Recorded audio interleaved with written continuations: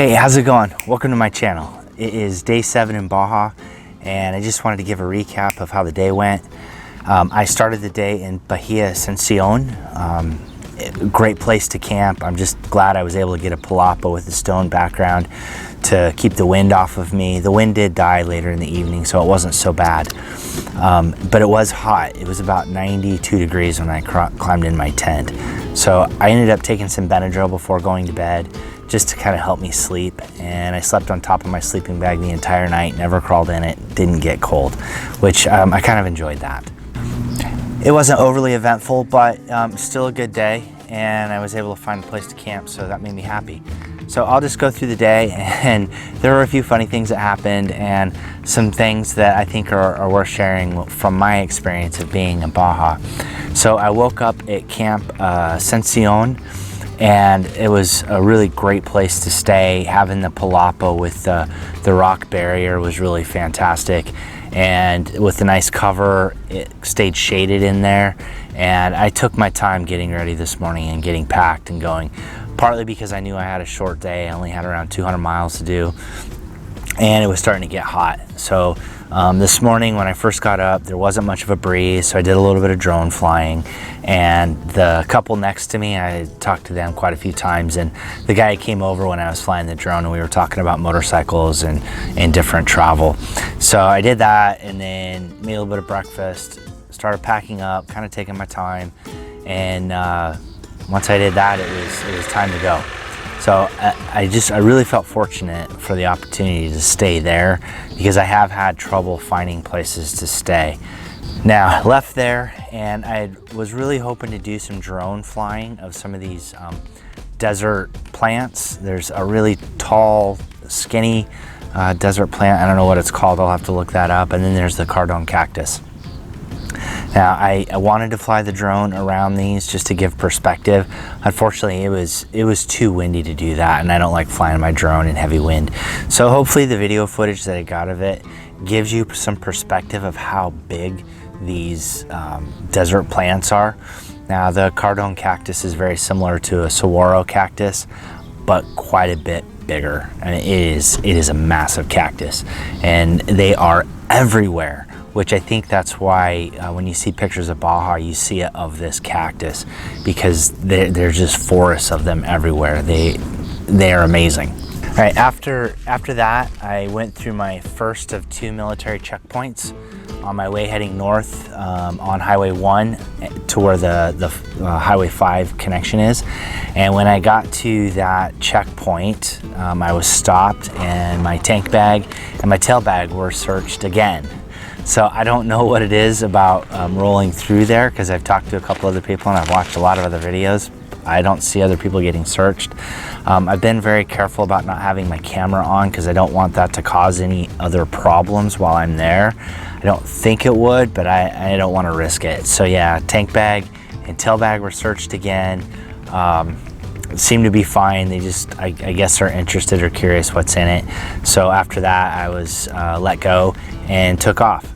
As I had mentioned before in a previous video, my hydration pack had gone moldy, so I didn't have a way of staying hydrated through the day.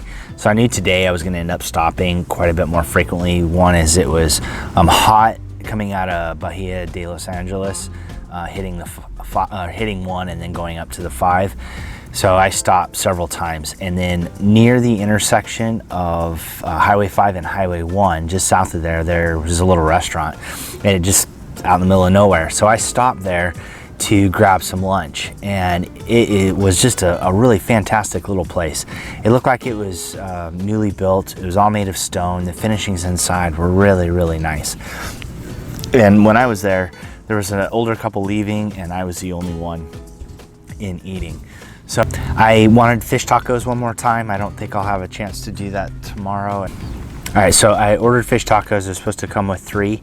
And while I was waiting, I had a small cheese quesadilla brought out to me, and then also chips and salsa, which that was the first time I'd had chips and salsa brought to my table, which was really nice. And then after that, the tacos came out, and I had a bonus taco. So I got 4 instead of 3, which I was very happy about. It was a build your own. It had cucumbers, which I found interesting. So cucumbers, tomatoes, and lettuce. that I could put in there and a little bit of salsa. So I ate my fish tacos, and they were good, and the price was back to being more reasonable. I think my total cost of my lunch was 140 pesos, which is about $7. So very reasonable. Now I had tried to order in Spanish, and I keep throwing Russian in. So instead of saying yo quiero, I said ya, which is this Russian equivalent of I want. So I said ya quiero, and I could see the guys like, what? So it's close enough that it probably wasn't a big deal. And then after lunch, I wanted to say that it was very good. In case you want to know how to say very good, it's очень bueno. No, wait, that's the Russian. Yeah, muy bueno. No, очень bueno. I don't know. But what I ended up saying is очень bueno. And it took me a second. I looked at the guy's face and I was like, oh, wait, what did I just say? So очень is the Russian word for very, and then bueno, of course, is the Spanish word for good. So I keep mixing Russian and Spanish. So I could tell he was really confused, and then he kind of figured out. He said, you mean muy bueno? And I was like, yeah. It's made things entertaining for me, at least. After jumping on Highway 5, it didn't take long. Somewhere along the way, I hit another checkpoint. This checkpoint, the federale was not happy with me that I did not speak Spanish, and he proceeded to chew my ass that if I'm going to be in Mexico, I need to be able to speak Spanish. So I just said I'm sorry, and he was not happy with me, but he did look through my tank bag, and then after that just waved me on. But he wasn't happy that I wasn't able to speak Spanish. But not everybody coming here is going to speak the language. I mean, I guess I understand the frustration. After the checkpoint on Highway 5 going north eventually brought me back to the Sea of Cortez, and there were some really great overlooks. So I pulled off at one of the overlooks because the water was absolutely turquoise colored. It was a little churned up from the waves and stuff, but it looked amazing. I took a break there, drank some water, had a snack, and just really appreciated the trip that I've had in Baja. It's been eventful. I've had a really great time, experienced a lot. Definitely was out of my comfort zone in a few things, and just figuring things out. And it was nice just to be able to sit there and relax and think about that. After that, it was a matter of just heading north, hoping I could find a place to stay because I had had a couple issues of places being booked up, and also seeing that places needed reservations in advance. So I wanted to be north of San Felipe so that I have a shorter ride to get back to Mexicali and get across the border, but I still wanted one more night on the coast. I had Wi-Fi last night. I looked up Pete's Camp, which turns out where I'm at now, and on the website it said that you had to have reservations in order to stay here, and you had to make them 2 weeks in advance. So I thought I would still take the chance that if they had openings that I could still get in. I don't know if they changed their website prior to COVID or during COVID issues, and that's why they were doing it that way. But thankfully there was empty spots here and I was able to get one.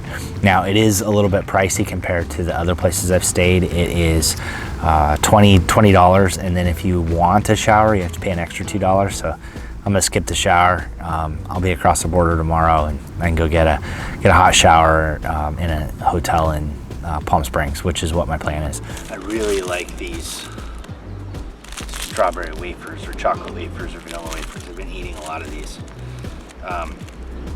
because they're in the gas station. I think they're like 20 pesos, 25 pesos. So yeah, this has been a snack. The rest of this evening is going to be just hanging out, taking some time here, slowing down a little bit.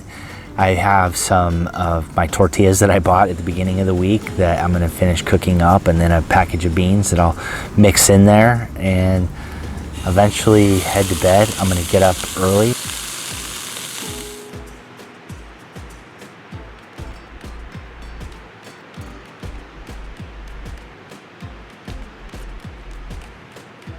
And my plan is to get up early, get packed up as quickly as I can, and get on the road so that I can get to the border hopefully by 10 a.m. When I came across last Saturday, it looked like the wait is probably an hour plus to get through. So I'm guessing that's what's going to be like this Saturday as well. Yeah, so I've had a fantastic time.